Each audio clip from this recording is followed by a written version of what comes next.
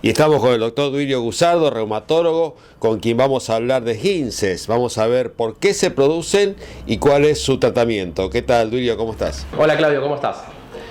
Bueno, la estabilidad del tobillo depende principalmente de ligamentos laterales que están ubicados en la parte interna y en la parte externa del tobillo. En general, los esguinces de tobillo implican una lesión de los ligamentos de la parte externa. ¿Qué ocurre? Ante determinado movimiento, digamos, hay una sobrecarga de esos ligamentos que pueden lesionarse en diferente medida. Hay 3 grados de lesión posible. Ahora, lo que ocurre muchas veces es que el paciente, al salir del episodio agudo, en donde por ahí sí tiene reposo, se pone una tobillera o se pone hielo o usa antiinflamatorios, etcétera, vuelve a la actividad, pero no hay un conocimiento de que existen terapias regenerativas para mejorar esos ligamentos que se rompieron. Y el no mejorar esos ligamentos que se rompieron hace que haya una alta tasa de recurrencia de gente que vuelve a esguinzarse, porque en realidad tenés cada vez peor los mecanismos de fijación de esa articulación. A ver si se entiende, digamos. Nosotros tenemos, por decirte, 3 ligamentos en la parte externa y 2 ligamentos en la parte interna. De esos 3, uno se rompió.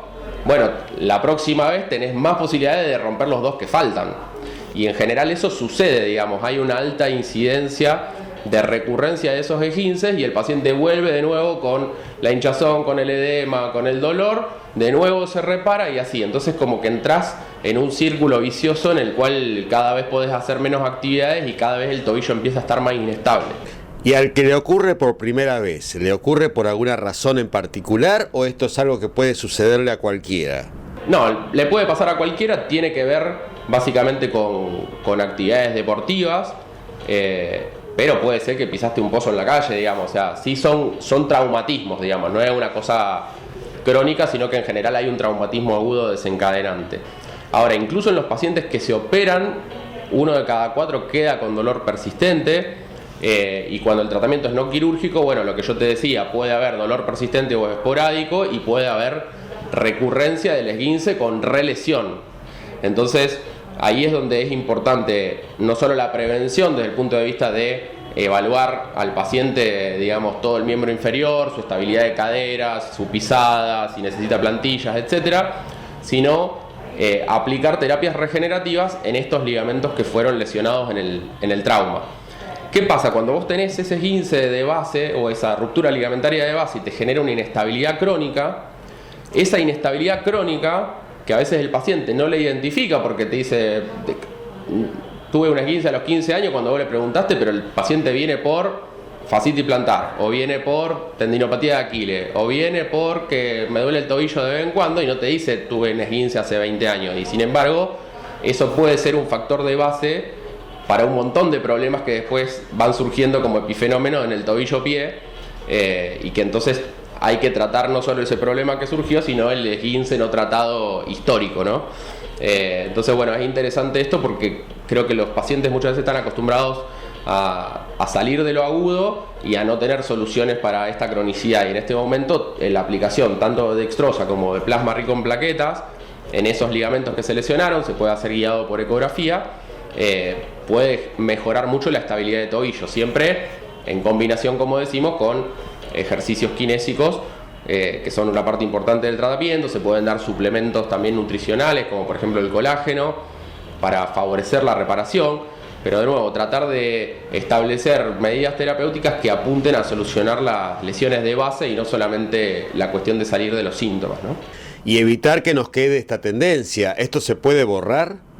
Sí, se puede, o sea, depende de qué grado de esguince tenga. Hay veces que, por ejemplo, rupturas completas no las vas a regenerar, pero rupturas parciales o lesiones parciales sí las podés regenerar, y obviamente todo lo que sea fortalecimiento de ese miembro inferior va a hacer que el tobillo esté más estable. Si le pones plantillas, digamos, hay un montón de medidas que se pueden lograr como para que el paciente no recurra constantemente o no tenga reagudizaciones o no tenga este tipo de fenómenos. Muchas veces cursan con contractura de los gemelos, la gente que todo el tiempo le duelen las pantorrillas después de caminar y piensa que es las varices y no tiene nada que ver, digamos, sino que son cuestiones de inestabilidad de tobillo que no está tratado, digamos. El tobillo tiene mucha inestabilidad muchas veces y está como poco tratado. La gente no cuida tanto el calzado, no es muy de hacerse plantillas a menos que tenga problemas del pie así muy severos, y sin embargo es una articulación que genera dolor de rodilla,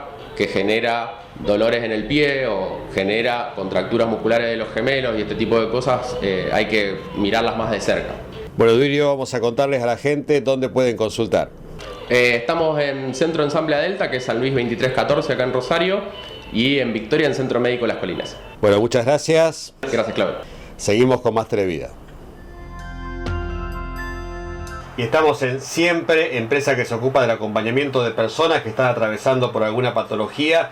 Vamos a hablar con su asesora comercial, Lucía Cantore, con quien vamos a describir en qué consiste el servicio. ¿Qué tal, Lucía? ¿Cómo estás? Hola, ¿cómo estás, Claudio? Bueno, vamos a contarles a la gente sobre las dos modalidades básicas que ofrece el servicio de acompañamiento de Siempre. Sí, bueno, tenemos un plan preventivo, que es un plan que básicamente cubre lo que es el cuidado en internación, post-internación y también cuidado en domicilio por alguna patología transitoria que tenga la persona. La persona que contrata este servicio paga una afiliación, una cuota mensual, que es un costo muy accesible, y llegado el momento que necesita el servicio no tiene que abonar nada, porque ya está todo cubierto, digamos, con la cuota que abona. Y por otro lado tenemos un servicio que es de asistencia inmediata, que es para la persona que por ahí ya tiene una patología más tipo permanente y necesita asistencia todos los días en su casa. Este servicio lo contrata particular las horas y días que necesita, ¿sí? Puede ser una contratación mensual, puede ser por 15 días, puede ser semanal, de acuerdo a lo que necesite la persona en ese momento. Bueno, Lucía, vamos a darle un teléfono entonces a la gente para que agende, para que anote, porque es un servicio que puede ser de mucha utilidad en cualquier momento. Sí, en caso de necesitar el servicio, ya sea tanto el plan preventivo como el servicio inmediato, se puede comunicar al 0800-345-2260. Bueno, muchas gracias. No, por favor, gracias a vos. Nosotros seguimos con más Televida. Y estamos con el doctor Rodolfo Dalpino, cirujano plástico, con quien vamos a hablar de cirugía de la pared abdominal, con fines estéticos, para reducir toda esa grasa rebelde que a veces cuesta tanto bajar por medios naturales. ¿Qué tal, Rodolfo? ¿Cómo estás? Hola, Claudio, ¿cómo estás? Un gusto estar con ustedes nuevamente.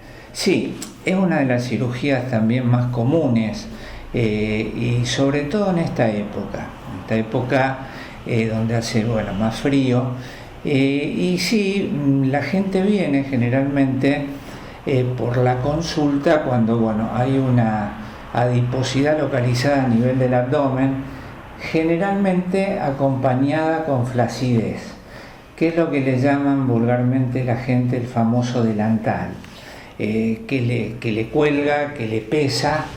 Entonces, en esos casos se evaluará el tipo de sobrante de tejido, de piel, y lo que se indica normalmente cuando hay, digamos, es importante ese excedente de piel, una abdominoplastia.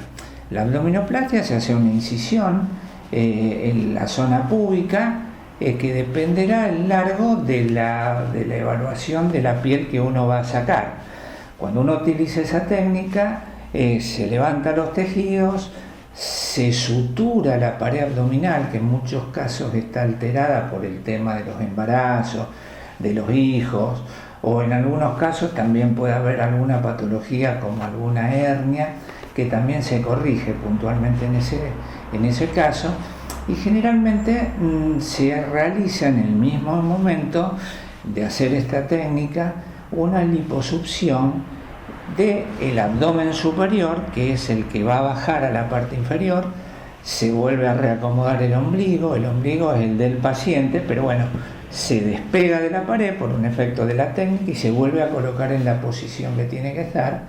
Y además, generalmente en esos casos, se realiza una liposucción, además de realizarla en el abdomen superior, en los flancos, como para modelar el cuerpo.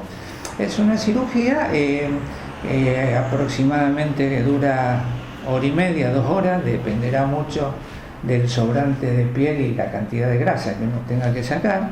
El paciente se externa en cuestión de horas, tiene que usar realmente una faja más o menos durante un mes. Y bueno, y el postoperatorio bastante llevadero.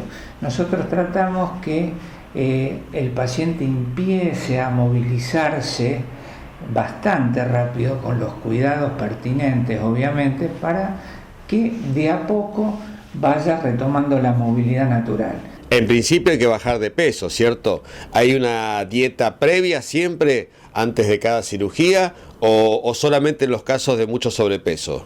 Sin duda, y uno se lo aconseja porque si el paciente tiene una cantidad de peso determinada y quiere operarse con ese peso y después baja de peso, va a tener que hacerse algún retoque. Y lo ideal es que el paciente se opere ya cuando se quiera quedar en el peso que él quiera, o sea, que baje de peso, que haga una dieta. Y bueno, cuando estás en las condiciones, ahí se piden los análisis del prequirúrgico y se decide hacer la intervención quirúrgica.